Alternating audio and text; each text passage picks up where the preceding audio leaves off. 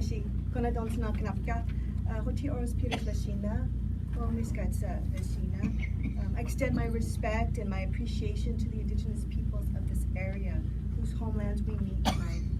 The Lenape, the Canarsie, the Shinnecock, the Munsee, and the Haudenosaunee Confederacy. Our sister here is from there.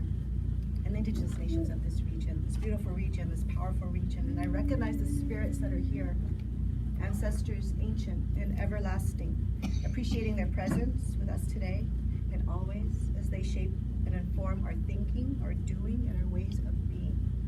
Thank you also to the organizers. Thank you, Starry, for reaching out. Hello and good evening to everybody. I introduce myself in my language. My name is Tia Oros Peters, and I'm Ashima. I serve as the executive director. Sorry, am I right? Just noisy. Serve as the executive director of the 7th Generation Fund for Indigenous Peoples. And some of you may know my people as being of corn and turquoise and being in the high desert. And places where our ancestors stepped are places like Chaco Canyon and Mesa Verde, El Moro, and Bears Ears. And I've been with that organization for about 26 years. I'd like to recognize and thank Deborah Sanchez for her song and her opening, and also Chelsea and Carla, two members of our team. So I'm here to talk about our organization. I'm here to hold space for Indigenous women, because often we're not included, or we're really invisibilized. And I really thank Starry for reaching out, because typically we aren't, as if the environment, that we're not part of the world, right? So that's what I'm here to do. I'm here to say that our organization was formed in 1977 out of those people of power movements that gave rise to so many things. So too it was giving rise to Indigenous people's empowerment, but different, not a piece of the American pie on which we were being force-fed and choked. What we were doing is, what do we want? What do we want for our people? What do we want for our future? What do we want for our generations to come? And we were formed through grassroots action by Indigenous women and men, young people, scholars, visionaries and leaders who are committed to support the inherent power of our people to dream and to actualize our self-determination, not within the paradigm of the American dream and having a piece of pie, within our own dream. We have a right to our own dreams. That's the self-determination. We're centered in an Indigenous people stronghold in the far north in rural Humboldt County, a place of colonial resistance and cultural renaissance. So if you think about San Francisco, we're 5-6 hours north of there. And there, it's the roads are narrow, right? It's elk and deer that slow the traffic. It's Bigfoot that's known for coming around during salmon spawning time and ceremony time, traveling that veil between worlds. There's 6 rivers that come together, and the redwoods, they meet the ocean. The people there are related to the bear, the rattlesnake, and the redwood tree. And we operate as a self-determined philanthropy. We raise funds, never have received state or federal funds in the 42 years we've been in existence, not a single dime. And we mobilize those funds and we put them into the hands of people who are with projects like our Thriving Women's Project that work at the grassroots level not to empower, we are already inherently powerful, but to facilitate the work and the dreaming into action on the ground.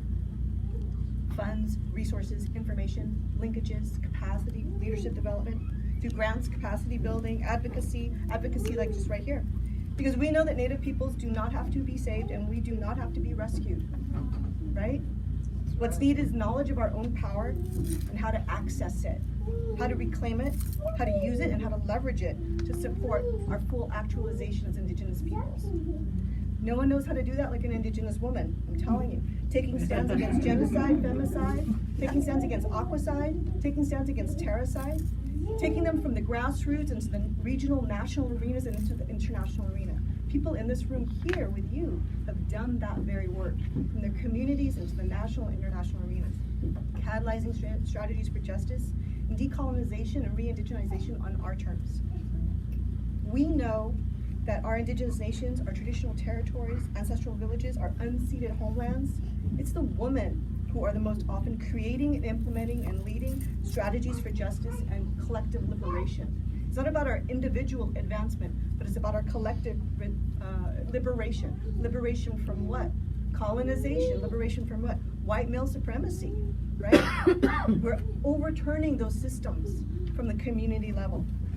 Warrior women do this. Warrior women like Toya Purina, years ago, Lozen, years ago.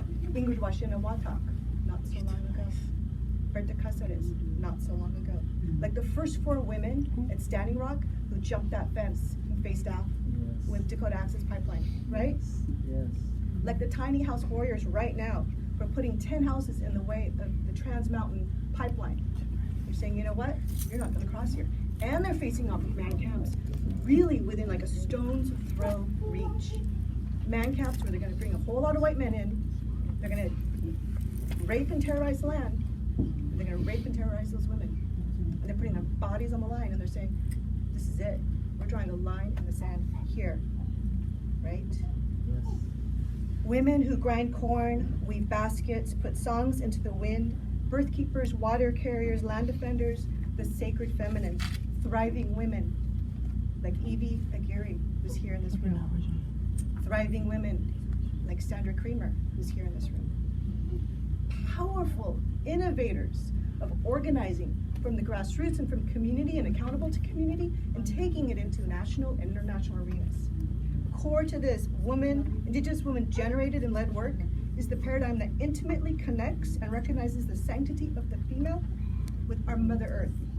This fundamentally rejects patriarchy as an assumed framework for thinking and being or action, and acknowledges the strength and value of the Indigenous woman, the mother of nations and as culture bearers, organizers. So we can do more than just survive and scrap around for some things they're gonna throw for us, that we can thrive. We survived genocide, and we have critically analyzed and we have prepared what we must do to strive for a collective liberation, just as our ancestors did. Those decisions led us to be here today. We understand what real power is. It's in bled memory, it's in thought, it's in intention, it's in action. Power is an expression of love, and humility as a responsibility and as a form of remembering and of reclaiming. Power as collectivity and as sisterhood. Power in the process of decolonization and re-indigenization.